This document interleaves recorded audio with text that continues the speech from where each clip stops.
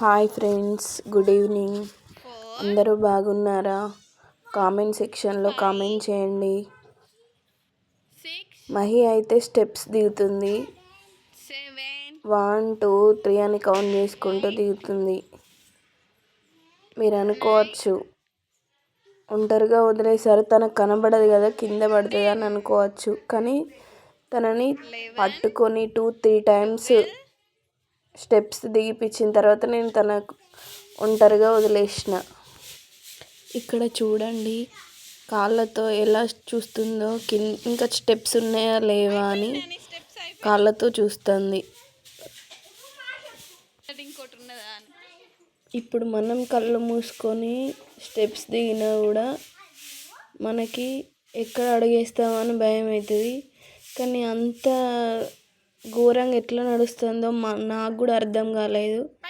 అందుకే నేను ఒకసారి చూద్దామనే వదిలేసిన. తనకు కూడా అన్నీ అర్థం కావాలి కదా.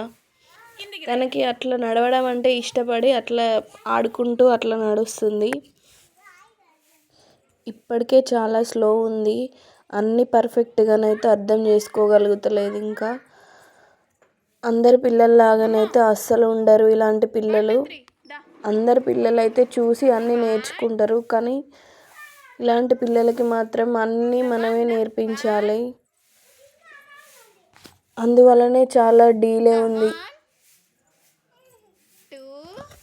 ఇంకో విషయం ఏంటంటే, తను అన్నం కూడా సరిగ్గా తినది. ఆమెకి ఇప్పుడు 4 years అంటే ఎవరైనా నమ్ముతారా?